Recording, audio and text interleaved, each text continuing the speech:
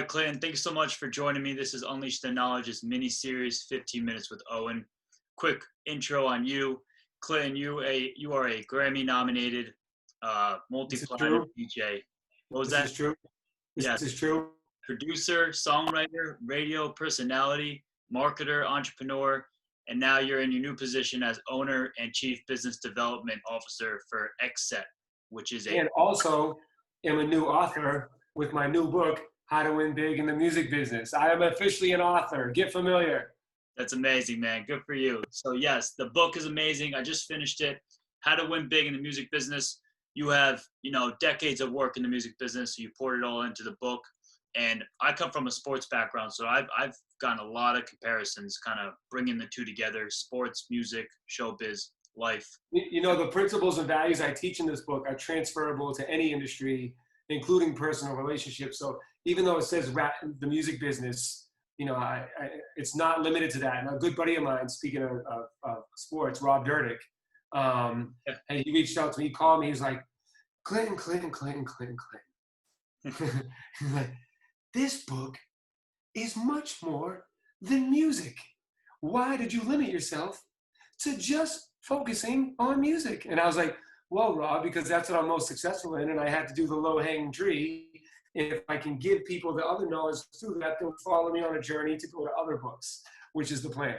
That's true. Awesome. Yeah, no, absolutely. I mean, it's so many things that could be put into your life, whatever you're doing, whether you're a student and whether you're in a crazy, completely different industry or whatever it may be, it could be applied.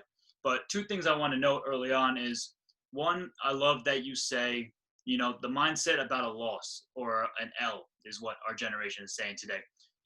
A failure in my eyes, it's a lesson. And that's exactly what you preach on in the same way. And once I think that mindset is kind of built, then, you look at everything, you look at every opportunity, good or bad, in a completely different way, a different angle. So I appreciate you saying that, because that was a big kind of piece that stuck out to me. Right. And the one other piece I love too is that you should treat yourself as a brand.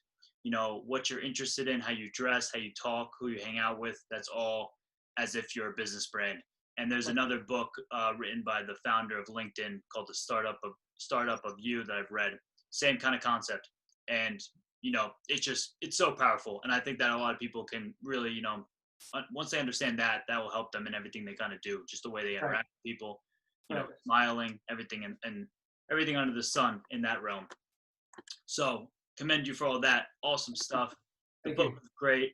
And thanks for hopping on this call as well. Thanks for having me. Awesome. So I'm going to start the timer now. We'll go for 15 minutes. Got a couple questions for you. We'll dive into the book, and then we'll dive into kind of your experience, and we'll go from there. Great. So let's start up. So as far as the book, how long have you had the idea to write this book? And go deeper into it as far as what was the timeline from start to when you started distributing it? Sure. I've always been someone that's helped others. My whole entire career, I helped put other people on and break people, some people that are famous now, that, it was due to my wanting to help, that put them, amplified them and uplifted them to be successful. When I knew for a few years I wanted to write something, because I knew about, the Bible of how to make it in the music business that already exists.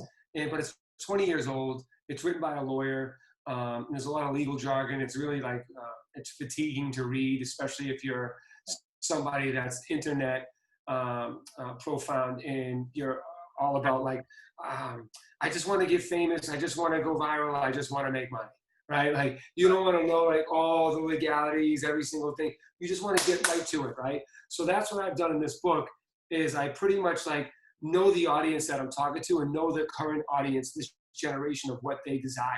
And those are pretty much the things they desire, right? They don't know what they don't know, so they don't know that all of these other things are what's preventing them from succeeding the way that they want to succeed. So no one's really given them game, and people have been misled, misguided, and misinformed. So I'm somebody that's won in every single aspect of the music business, and I've won pretty big and significantly. And I understand not only every aspect of the business, but I understand the psychology and the people in it and those that want to be in it. So I know how to relate, and I also know how to translate to each and every person that you can imagine that's within this ecosystem. So I wanted to be the guy that did it all, and instead of just giving game to people one-on-one, or when I talk to people, it's man, let me just like teach everybody like how they can really win big. And this book, man, I'll tell you, this book is the quintessential guide to winning big and navigating your way to winning big in the music business that I wish I had when I was coming up. My boy Damon John from Shark Tank, he wrote the forward. He wouldn't just write a forward for anybody, as I know you know. Yeah. And yeah, I'm really excited for people to really dig in. Like even some of the things you said that you've learned from the book, it's really exciting for me to see what people are pulling. And like a lot of people are pulling different things because there's so much information. The hardest part for me to write this book was to distill down all the game I wanted to give. You know what I mean? It was like, because I understand everybody's perception of a scenario. So if I say this, I know this one, but what about this? But what about that? But what? And like, I want to go and answer everyone's questions, and it's impossible to write a book and cover every single scenario that somebody may see. So I got to go with the masses, right? But the good thing is that I plan to be here far past the book. I have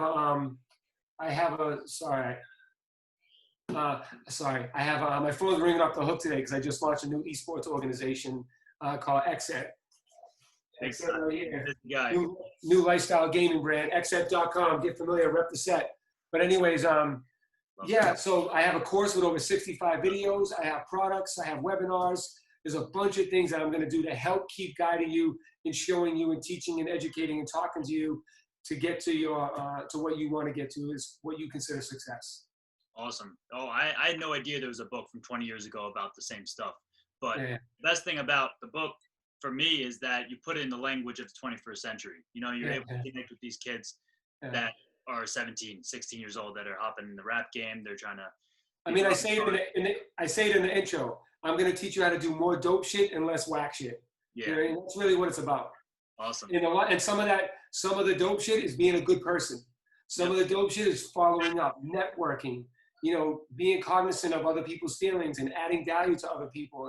And you know, a lot of the whack shit is using people, is cheating, is trying to like buy fake followers and fake streams and fake plays and all these other cheat codes you think you can have to get to like instant success. It's not real. It's not going to work.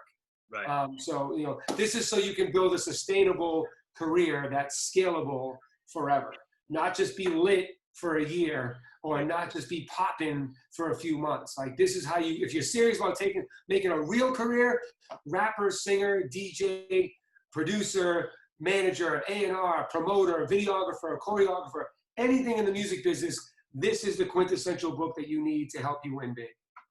That's needed. That's needed 100% because especially, you know, growing up, I'm young, I'm 24 years old. A lot of kids my age, you know, you see the Instagram, you see the social media, you see the Lamborghini, you know, and then you don't hear about these guys 3 months later. So obviously there's a very high, you know, success curve of whatever it may be, but that's exactly probably people cheating the system that you're speaking of. And people that are going to sustain are definitely the ones that actually have, you know, some goodness in their heart. They're providing value and they're trying to really make a big impact. So I appreciate that from you. I was going to ask about the course, but we'll just say that there's a big time course that's going to be tied closely to the book. It's going to be run by you. What time? I have experts in the music industry in there, from, you know, Grammy winners to Academy Award winners to, you know, people that have 15 million subscribers on YouTube to teach you how to create effective video content to, great. You know, so many people, man. I even teach people, there's even a financial planner on there that helps you understand how to manage your money a little bit. You know what I mean? So I touch on that. But as I go on a journey with you, I'll add more to the course and I'll add to my webinars where I'll have people that will do everything from teach you like how to record your song to financial literacy to marketing to everything you need to know. I mean, even in the book, I teach you the difference between marketing and branding that everybody gets so confused all the time. Right. What's the expected time that's going to be released, the course? 2.5 weeks. August 15th, we're looking for launch. Amazing. Awesome stuff.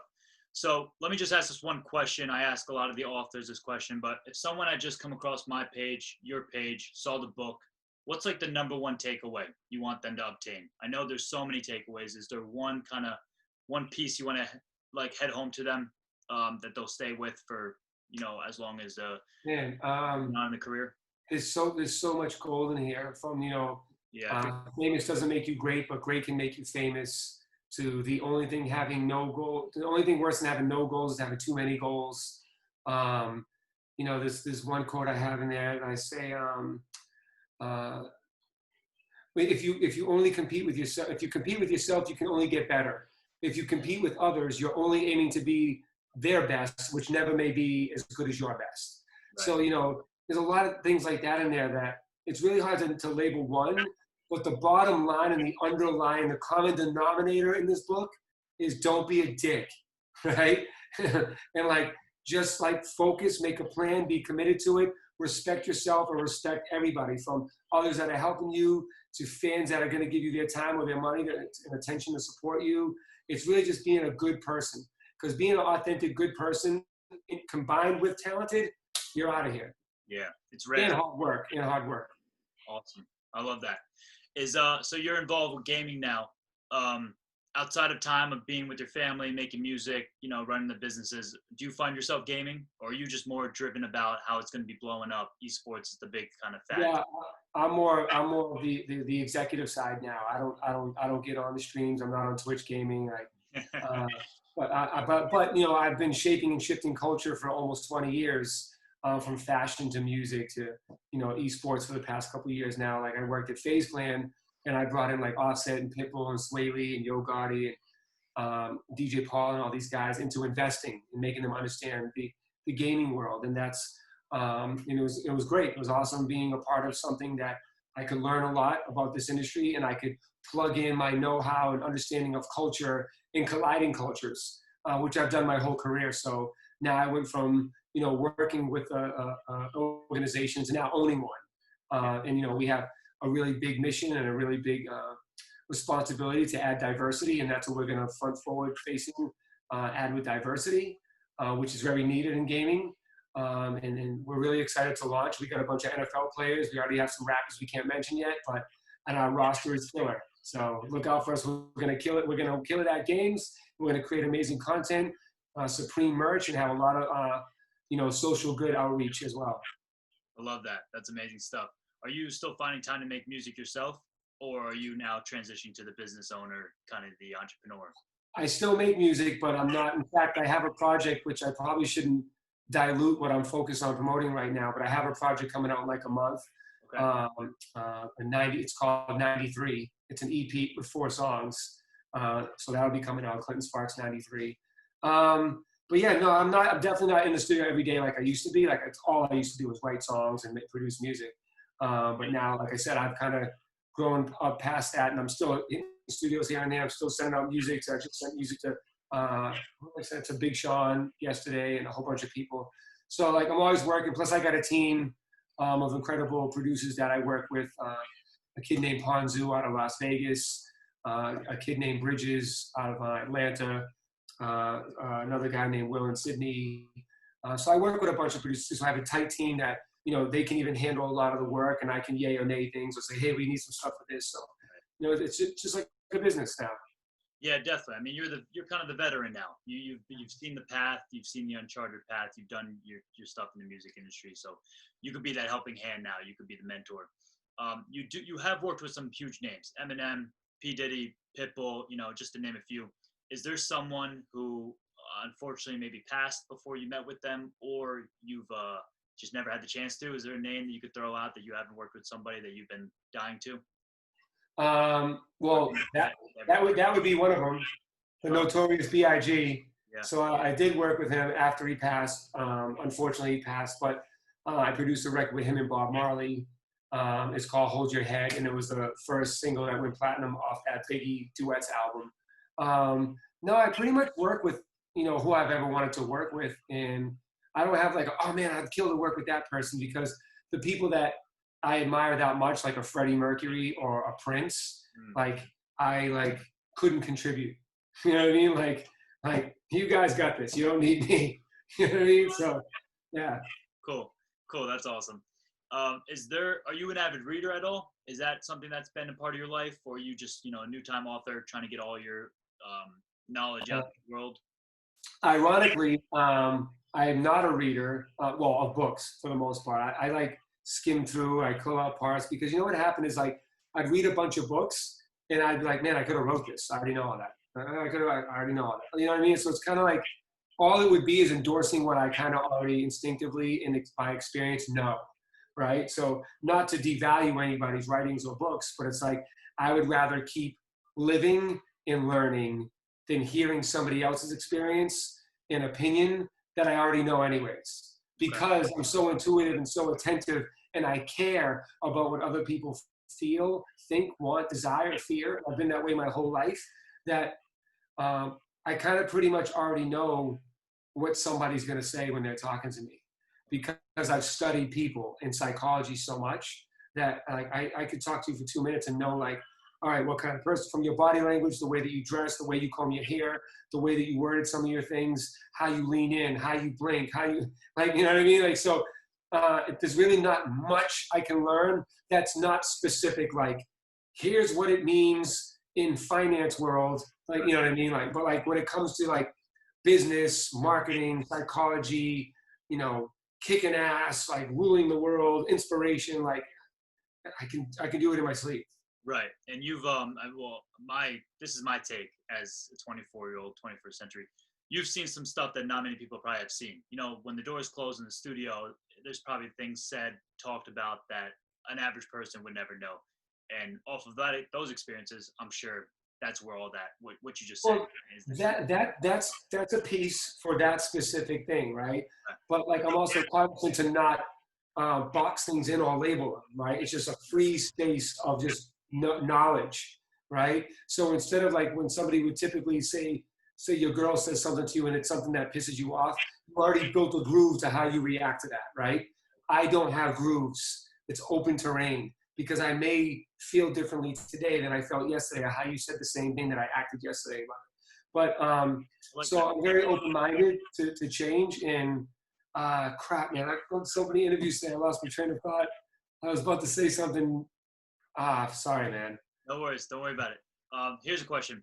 Is there, I mean, obviously you're a very driven individual. You're a successful guy. You come from humble beginnings in Boston, you know, potentially minimal guidance. You've created this dream to be a reality for you. Oh, go ahead. You got it for you? I remember what I was going to say because you just said Boston. I go, you know, some of it is a lot of it's the experience, but a lot of it is like, you know, when you don't know, like say you didn't do research on me, right? And let's say you just seen my success stories, right? Or that I run an esports team, right? Yep. The average person that would see me, this white guy named Clinton Sparks, that's doing these things successfully, would look at me in a way that you would typically look at what you would look at that definition of a person, right? You wouldn't look back and say, oh, he's a kid who was a victim of sexual abuse. He's a kid who was bullied when he was young. He's a kid whose dad was an alcoholic and he watched him almost kill his mom and he left him and he had no father when he was growing up. Or, you know, his mother always had like gay and lesbian people living in the house. Either one was a cross-dresser, or, you know, he worked around, you know, pimps, and he was a criminal when he was young. He used to rob houses and steal cars and stick people up. And he was always too white for the black kids and too black for the white kids. And like, you wouldn't know all of these. And he was a lonely kid. You wouldn't think that, because when you know those facts, that's when you start to say, oh shit, that's killer that he's doing what he's doing now, because he overcame a bunch of shit. And that's the problem a lot of people have, is they judge people based on now, and they don't do research. And they also judge them based on other people's perception. But like, man, that dude might be a dick. So why would I listen to that guy's opinion? He might not like Owen because Owen didn't give him $100 when he asked him. But other than that, Owen's an awesome guy, and Owen didn't give you $100 because last time he loaned you $10, you spent it on drugs. So like, you left out the part why Owen didn't give you money, which was actually a solid reason why he didn't give you the money. And that's the world we live in, that people don't take the time to do the research on their own to make their own decision. 100%. I would, the only thing I could add to that is probably people have a premeditated response. You know, you're talking, someone might not even be listening to you or me, you know, and they already know what they're going to respond to. It's an unfortunate thing. And that's something that, you know, I'm growing at. I would hope that the next man's growing at, but you hit it the nail on the head. That was amazing stuff. And the thing is, like, too, like, I could sit here, which a lot of people do. Oh, he's a 24-year-old kid. I know more than him, blah, blah, blah. I can school him. People are lost in the fact that you can learn from everybody. This shit that you know that I haven't experienced because I'm not 24 in 2020. You know what I'm saying? So like, it would behoove me to listen to shit you have to say. Because not only you might give me knowledge, but guess what? I just learned how mind like yours thinks. So if I need to sell to somebody like you, I need to know how your mind like you thinks. And that's like what people lack. They think they know it all. And they think they got it all. And look, I sound like I know it all because I just got through saying I don't need to read books because I know shit, right? So I sound like I'm contradicting myself. But like, I don't need somebody, like if a 24-year-old kid wrote a book that said, Life in 2020 from a 24-year-old's eyes, that's something I would read. You want to know why? Because I need to know what that is because I would never know because I'm not that. But if I'm reading other books about, you know, people my age or people that have gone through the same thing or slanging kind of the same knowledge, that's what I meant by that. That's good stuff. No, hey man, I'm with you. That's the truth. And it's, I think the best way to probably cap that off is perspective. You know, I have a perspective at my age, at this current moment on the East Coast, you know, my background from what I've been through. And, you know, whatever I voice is my perspective. And that's something you might not have known, or your perspective in Boston is something I don't know. So, you know, that's what I think people should be listening for, which is great stuff. I'll give you one last question. When you wake up in the morning, what I was saying before is I know you're a very driven guy, very successful. You don't seem like someone that, you know, when you take the punches, you're right back up. Back against the wall, maybe that's where you work the best. That's something like myself as well, from my experience in college basketball. But do you have a personal mantra that you live by, or you know, set of words, maybe something your mother told you, or something you picked up on your way that you're just, you know, it just always comes across your mind, and that's what kind of gets you keep going? I don't know if I have a mantra or a motto or anything that I live by, but a theory and kind of just like an internal method is just like every day is a new day. So like if I raised $1 million yesterday for my company, the next day it didn't happen. Or if somebody said something, I have this like unique mechanism that like deletes bad. And I think it's because of being sexually abused as a kid that I think my brain would delete it to the trauma, so I wouldn't live in it, right? And it just carried with me through the rest of my life. So I'm an overachiever, I'm a workaholic, and I'm a perfectionist. So every day, and just like the competition quote I gave earlier, like I just compete with myself, man. Like I don't pay attention to other people. And by the way, if I did and they're winning, I'm super psyched for them. Because just because you're dope doesn't mean I'm not dope anymore. You know what I mean? There's enough room for all of us to be dope. I would not want to be, you know, one dope dude on a team full of bums. I'd rather be on a team that everyone's just as dope, if not doper than me, because we're going to win the championship now. You know what I mean? So, and people look at other dope people, people look at other dope people as like a threat or competition, but it's not. You're actually, if you become cool with that person, you're sharpening each other's swords, and you can both lift each other up if you pay attention to what they're great at that maybe you're not, and vice versa. Right. That's some deep stuff. I appreciate that, because I'm in my boat right now is, as much as I love my guys back home, I'm looking for that group, you know, where I'm the weakest link, and I already feel I already got a lot to me. I got a lot of stuff, you know, strengths and whatnot and experience, but I want to be the weakest link so that the dude at top, I can get up there and then, you know, just keep climbing it, keep climbing. What happens when you get there?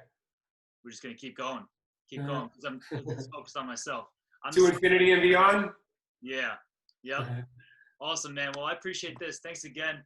Go get Clinton Sparks' book, How to Win Big in the Music Business. Is the link in your bio? Yes. Oh, yeah. I'm going to click the link, baby. Yep. If you're serious about your career, you're serious about winning big in life, this is a book that you need. And you can follow me on all socials at Clinton Sparks. Get familiar. And we got a course coming, so stay tuned. Not only the book, but we're going to get courses going, webinars, so check it all out. Awesome, Clinton. I appreciate it, man. I'll talk to you soon. Yo, thank you so much, man. I appreciate you, man. Congrats on everything, man. And you're really impressive, bro. Thank you. Thank you. I hope to stay connected. So I got your email. Happy for you with your family life, and I'm happy for your success with the book now and the business. So congrats all around. Hey, make sure on Instagram you follow at XSET, XSET. Will do. All right.